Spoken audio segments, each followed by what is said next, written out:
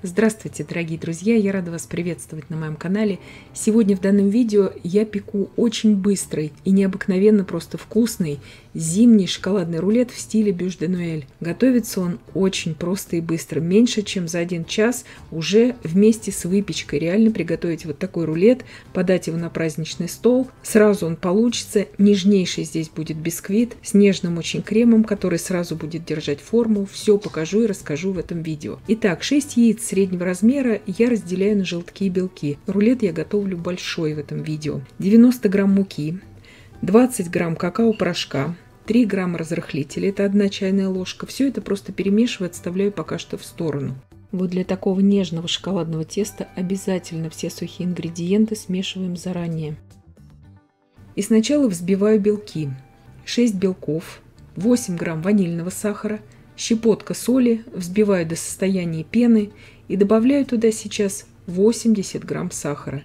И взбиваю белковую смесь примерно около 4 минут. Дольше взбивать не нужно, чтобы белки уже у нас не превратились в такую губку. Миксер у меня здесь маломощный, 300 Вт, то есть справится любой миксер. Сам корж у этого рулета будет необыкновенно просто нежный и вкусный. Он не требует, в принципе, даже пропитки. И получается он сразу. Готовлю я его на большой противень, поэтому беру здесь 6 яиц. Итак, белки у меня взбились. Пока что я их отставлю в сторону буквально на 3 минуты и буду взбивать желтки. То есть вот такая масса должна получиться, не превратившаяся в губку. 6 желтков. Я добавляю туда 60 грамм сахара и взбиваю примерно около 3 минут. Желтки взбиваем обязательно. Сахар в желтки добавляю порциями, несмотря на то, что здесь маленький объем, чтобы все это распределилось по желткам. Вообще для любого бисквитного теста желательно всегда взбивать еще и желтки. Многие упускают этот момент, но я всегда рекомендую это делать. Вы сами увидите разницу, и по вкусу она чувствуется в таком тесте. Итак, сейчас очень бережно в желтки я вмешиваю белки уже взбитые и обязательно убираю все со стеночек. Вот эту желтковую массу, чтобы она не прилипала к стеночкам, потому что потом в тесте это может быть видно. Перемешиваю просто круговыми движениями.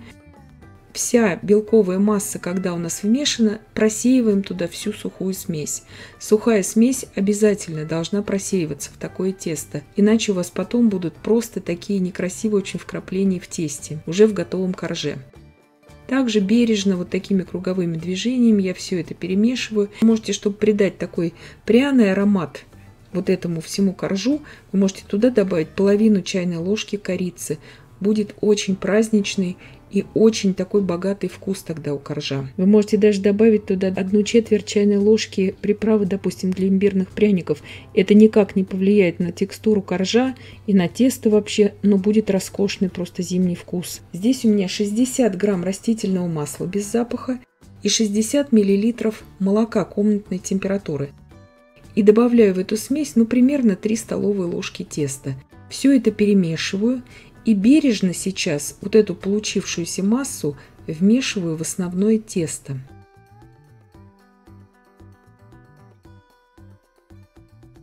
Также круговыми движениями, просто при помощи большого венчика, вы можете также при помощи лопатки, ничего здесь миксером уже не перемешиваем.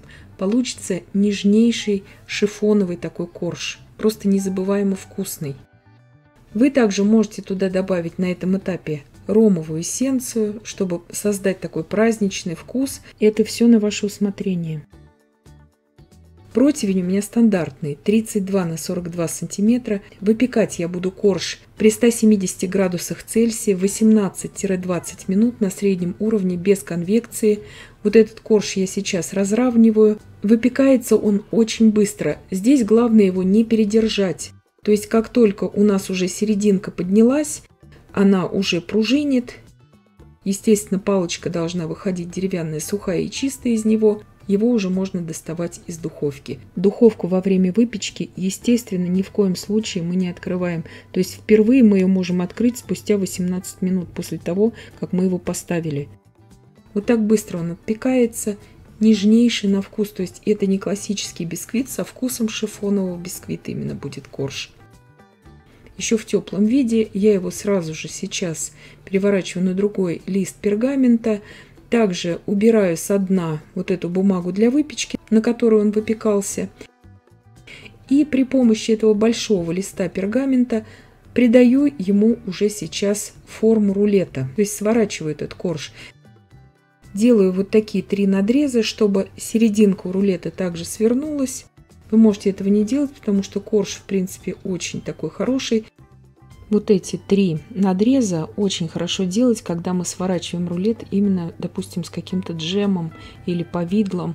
То есть, когда у нас очень мало крема там. На всякий случай я это показываю.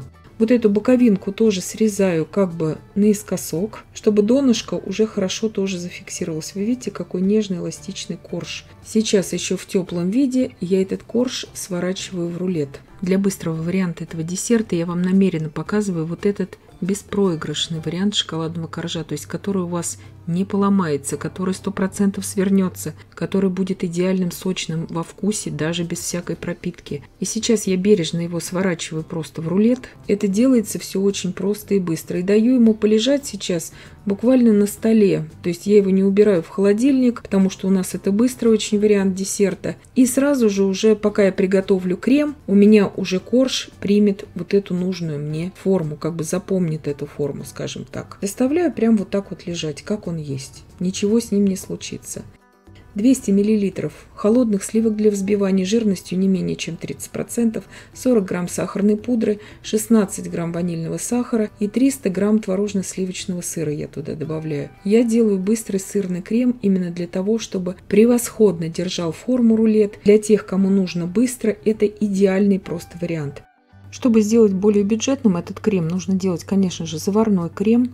Для этого вы можете зайти у меня на канале в плейлист «Рецепты кремов» и выбрать для себя бюджетный вариант любого крема, который вам понравится.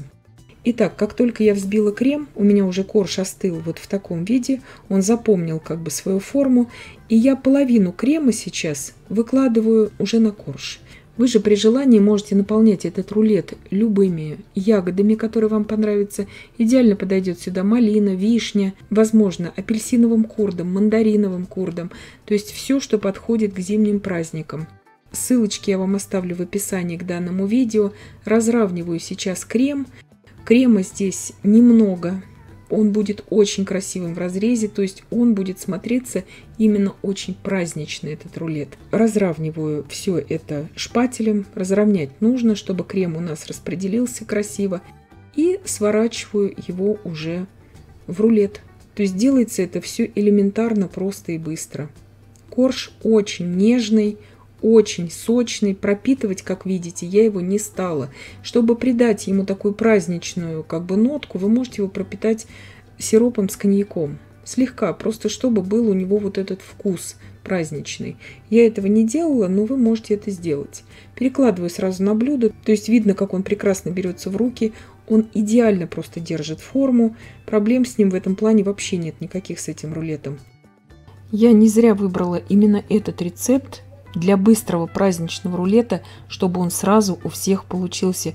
Вы посмотрите, какой идеальный корж, ни одного разлома нет, то есть он свернулся благодаря своей рецептуре просто идеально. Верх мы сейчас покроем полностью кремом, его вообще не будет видно. Добавляю в остаток крема 2 столовые ложки какао-порошка и взбиваю просто все это до однородности, буквально здесь несколько секунд. Получается превосходный крем для покрытия. Он очень хорошо держит форму благодаря какао. И вообще сама пропорция крема здесь очень хорошая. Если вам покажется, что именно ваш крем, потому что какао у всех очень разное, у меня какао не алкализованный, что ваш крем как-то немножко не сладкий, добавьте туда 1 столовую ложку просто сахарной пудры и взбейте все это до однородности. Покрываю сверху рулет этим кремом и сделаю вот такие вот полосы, как бы, чтобы придать вид как бы полена такого. Я делаю мастихином, вы можете просто ножом это делать, можете вилкой это делать, все как вам нравится. И сразу же я не убирала его в холодильник, я его сразу же нарезаю. Вы можете его убрать на час в холодильник. Он будет еще лучше держать форму, этот рулет. То есть благодаря этому сырному крему он не растекается, он идеально просто держит форму. Украшаю здесь листиками розмарина и клюквой. И вот такой идеальный, просто праздничный и, главное, очень-очень быстрый вариант десерта у нас получился с нежнейшим шифоновым коржом. очень богатым на вкус кремом со вкусом сливочного и шоколадного дорогого мороженого. И я надеюсь, что видео было полезным и познавательным. Подписывайтесь на мой канал, ставьте лайки, пишите комментарии. Я всем желаю больших успехов и до встречи в новых видео.